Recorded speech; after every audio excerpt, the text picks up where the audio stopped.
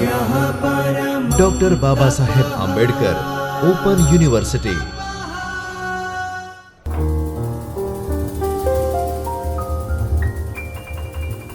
Doctor Baba Saheb Ambedkar open યુનિવર્સિટીમાં આવેલ ચૈતન્ય સ્ટુડિયોમાંથી હું ડૉક્ટર બીના પટેલ આપનું સ્વાગત કરું છું.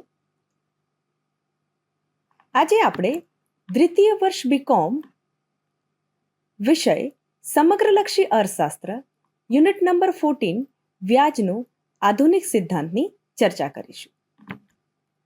આ યુનિટમાં આજે આપણે વ્યાજ દરના નિર્ધારણ, વ્યાજ દરના જે અલગ અલગ ફેરફારો થાય છે એ અંગે કેઇન્સે આપેલી ધારણાઓની ચર્ચા કરીશું તથા સમતુલાના દર વિશે વ્યવસ્થિત રીતે સમજીશું. સમતુલાના દરમાં જે ફેરફાર આવે છે એટલે Keynesian assumptions regarding the changes in the rate of interest. તો કેન્શિયન અર્થશાસ્ત્રમાં વ્યાજ દર નાણાંની માંગ દ્વારા નક્કી કરવામાં આવે છે, જે ખૂબ જ મહત્વપૂર્ણ ભૂમિકા ભજવે છે, જેમાં ખાસ કરીને સટ્ટાકીય માંગ એટલે કે સ્પેક્યુલેટિવ મોટિવ હેઠળ કેન્સ વ્યાજ દરના ભવિષ્યમાં થનારા ફેરફારો અંગે લોકો કેવી રીતે અપેક્ષા ધરાવે છે તે અંગે કેટલીક મૂળભૂત ધારણાઓ કરી છે, જે તેમની લિક્વિડિટી પ્રેફરન્સ થિયરી માટે આધારભૂત છે. કેન્સ મુજબ વ્યાજ દરનો અર્થ એટલે કે meaning of interest rate according to cans નક્કી કરેલા સમયગાળા માટે તરલતા એટલે કે લિક્વિડિટી છોડવાના બદલામાં મળતું ઇનામ છે. એટલે કે વ્યાજ એ બચત માટેનું ઇનામ નથી, પરંતુ તરલતા ત્યાગ છે, એટલે કે ત્યાગ માટેનું ઇનામ છે, એટલે કે સેક્રિફાઈસ ઓફ લિક્વિડિટી. હવે વ્યાજ દરના ફેરફાર અંગે કેન્સે આપેલી કેટલીક મુખ્ય ધારણાઓની આપણે ચર્ચા કરીએ. એટલે કે સામાન્ય વ્યાજ દરનું અસ્તિત્વ. કેન્સ માને છે કે લોકોના મનમાં એક સામાન્ય અથવા નિર્ણાયક વ્યાજ દર હોય છે અને આ દર તેના ભૂતકાળના અનુભવ અને લાંબા ગાળાની અપેક્ષાઓ પર આધારિત હોય છે. લોકો વર્તમાન વ્યાજ દરને આ સામાન્ય વ્યાજ દર સાથે સરખાવતા રહે છે. ભવિષ્યના વ્યાજ દર વિશેની અપેક્ષા આ સરખામણી પરથી બને છે. બીજું, વ્યાજ દર અને બોન્ડના ભાવ વચ્ચે વ્યસ્ત સંબંધ છે. કેન્સે અહીં ધાર્યું છે કે જ્યારે વ્યાજ દર વધે છે ત્યારે બોન્ડનો ભાવ ઘટે છે અને વ્યાજ દર ઘટે ત્યારે બોન્ડનો ભાવ વધે છે. એટલે આ જે વ્યસ્ત સંબંધ છે તે સટ્ટાકીય વર્તન માટે આધારરૂપ છે. આમ વ્યાજ દરના ફેરફાર અંગે કેન્સની કેટલી અપેક્ષા છે, જે આ મુજબ છે. જો વર્તમાન વ્યાજ દર સામાન્ય વ્યાજ દર કરતાં વધારે હોય તો લોકો વ્યાજ દર ભવિષ્યમાં ઘટશે એવી અપેક્ષા રાખે છે. જો વર્તમાન વ્યાજ દર સામાન્ય વ્યાજ દર કરતાં ઓછું હોય તો લોકો વ્યાજ દર ભવિષ્યમાં વધશે એવી અપેક્ષા રાખે છે. આમ આ અપેક્ષા એ લોકો નાણાં રાખશે કે બોન્ડ ખરીદશે તે નક્કી કરે છે. પછી આવે છે મૂડી નુકસાન એટલે કે કેપિટલ લોસ. તો જ્યારે વ્યાજ દર વધે ત્યારે બોન્ડના ભાવ ઘટે છે, જેના કારણે મૂડીને નુકસાન થાય છે. કેન્સ માને છે કે લોકો મૂડી નુકસાનથી બચવા માટે, મૂડી લાભ મેળવવા માટે વર્તે છે. એટલે વ્યક્તિનું વર્તન હંમેશા એને મૂડીનું નુકસાન ઘટાડવાનો પ્રયત્ન કરે અને મૂડી લાભ વધે વ્યક્તિ તે પ્રમાણે પ્રયત્ન કરે છે. પછી આવે છે સટ્ટાકીય નાણાંની માંગ અને વ્યાજ દર. વ્યાજ દર ઓછો હોય ત્યારે સટ્ટાકીય નાણાંની માંગ વધે છે. જ્યારે વ્યાજ દર ઊંચો હોય તો સટ્ટાકીય નાણાંની માંગ ઘટે છે, જેને આપણે ઇક્વેશનમાં જોઈ શકીએ છીએ L2 is equal function of R. અહીં L2 એ સટ્ટાકીય નાણાંની માંગ છે અને તે R એ વ્યાજ દરનું ઘટતું કાર્ય છે. પછી આવે છે લિક્વિડિટી ટ્રેપનું અસ્તિત્વ. કેન્સે અહીંયા એવું ધાર્યું છે કે જ્યારે અત્યંત નીચા વ્યાજ દર પર હોઈએ ત્યારે લોકો વ્યાજ દર વધશે તેવી અપેક્ષા રાખે છે. તેઓ બોન્ડ ખરીદવાને બદલે નાણાં રાખવાનું પસંદ કરે છે. આવી સ્થિતિમાં નાણાંની માંગ સંપૂર્ણપણે સ્થિતિસ્થાપક એટલે કે પરફેક્ટલી ઇલાસ્ટિક બની જાય છે અને વ્યાજ દર પણ વધુ ઘટાડવો શક્ય બનતો નથી. હવે આ સ્થિતિને આપણે ઉદાહરણ દ્વારા સમજીએ. ધારીએ કે સામાન્ય વ્યાજ દર 6% હોય તો આપણે 3 પરિસ્થિતિ જોઈ શકીએ છીએ. પહેલા સ્થિતિ 1 જોઈએ તો વર્તમાન વ્યાજ દર 10% છે, તો ત્યારે લોકો વ્યાજ દર ઘટશે તેવી અપેક્ષા રાખે છે અને તેથી બોન્ડ ખરીદે છે.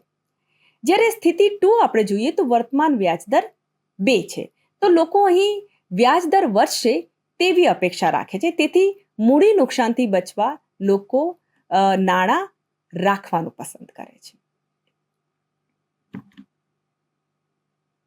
કેન્સની કેટલીક ધારણાઓ સટ્ટાકીય નાણાંની માંગ સમજાવે છે. બીજું, લિક્વિડિટી પ્રેફરન્સ થિયરીનો આ આધાર આપે છે. પછી છે નાણાકીય નીતિની મર્યાદાઓ દર્શાવે છે આ સિદ્ધાંત, અને રોકાણની અનિશ્ચિતતાઓ પણ આપણને સમજાવે છે. આનાથી આપણે જે અપેક્ષાઓ છે, આપણી એક્સપેક્ટેશન છે, એની ભૂમિકાને પણ સ્પષ્ટ કરે છે. આ ઉપરાંત કેન્સની ધારણાઓની કેટલીક ટીકા છે જેને આપણે સંક્ષિપ્તમાં જોઈએ તો દરેક વ્યક્તિ માટે સામાન્ય વ્યાજદર અલગ હોઈ શકે. એવી રીતે અપેક્ષાઓ હંમેશા તર્કસંગત ન હોઈ શકે અને આધુનિક નાણાં બજારો સટ્ટાકીય નાણાં સંગ્રહ ઘટાડે છે. આપણે એનું નિષ્કર્ષ જોઈએ તો વ્યાજ દરના ફેરફારો અંગે કેન્સની ધારણાઓ તેમની લિક્વિડિટી પ્રેફરન્સ થિયરીનું કેન્દ્રબિંદુ છે.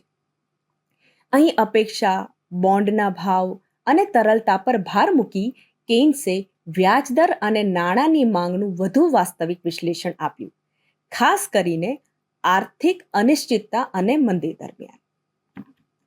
હવે આગળ આપણે જોઈએ વ્યાજદરનું નિર્ધારણ. તો વ્યાજના દર અને રોકડ પસંદગી વચ્ચે વ્યસ્ત સંબંધ છે.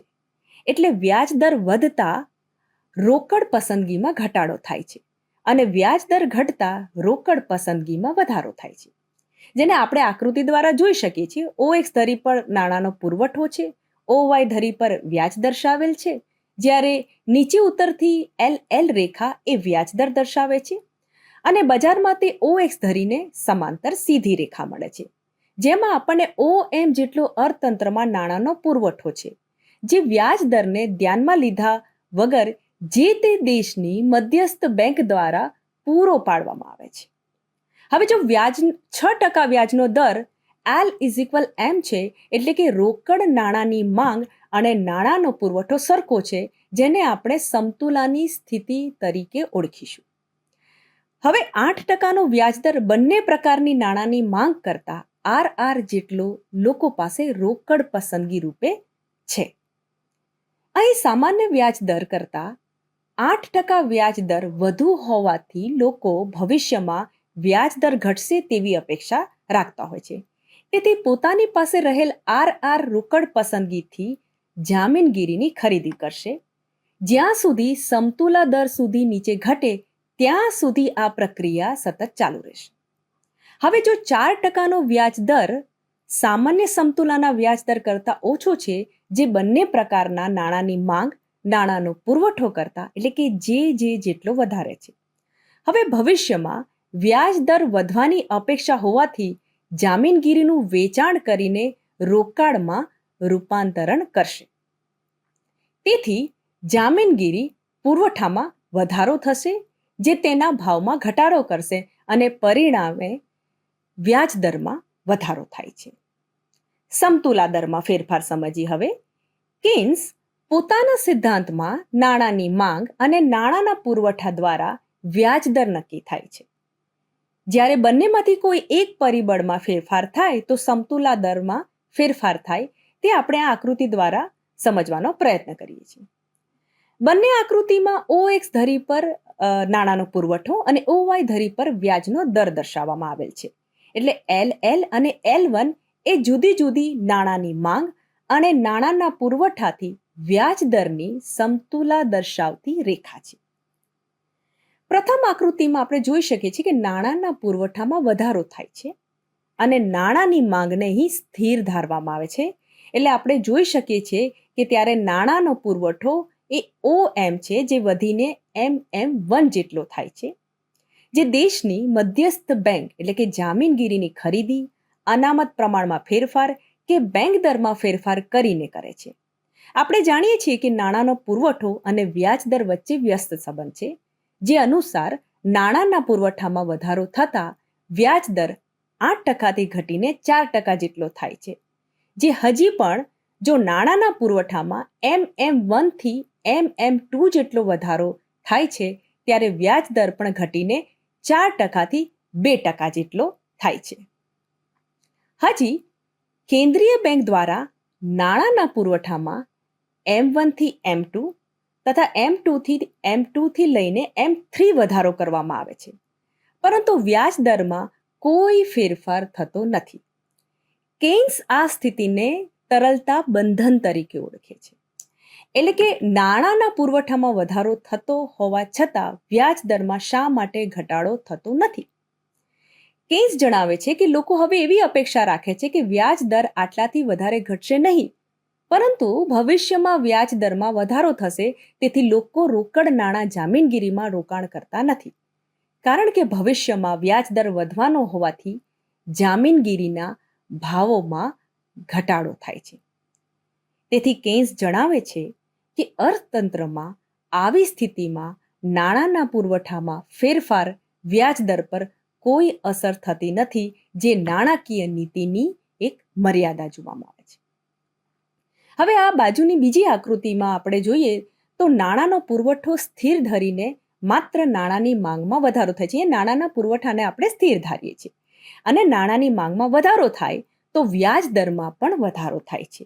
જે આકૃતિમાં OM નાણાંના પુરવઠાને પ્રથમ 8%ના વ્યાજ દરે OM જેટલી નાણાંની માંગ છે, જે LL રેખા પરથી એ બિંદુ દર્શાવે છે. હવે નાણાંની માંગમાં વધારો થતાં વ્યાજ દર 8%થી વધીને 10% થાય છે, જે આપણે આકૃતિમાં LL2 રેખા પરથી બી બિંદુ દર્શાવે છે.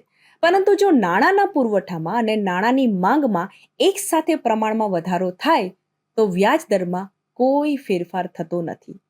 જો આકૃતિમાં LL રેખા પરથી એ બિંદુથી LL1 રેખા પરના સી બિંદુ દર્શાવે છે, જ્યાં 8% સ્થિર વ્યાજ દર છે, જેમાં કોઈ ફેરફાર થતો નથી. તો અહીં આપણે કેન્સના વ્યાજ દરનું નિર્ધારણ સમજીએ. Thank you. स्वाध्यायः परः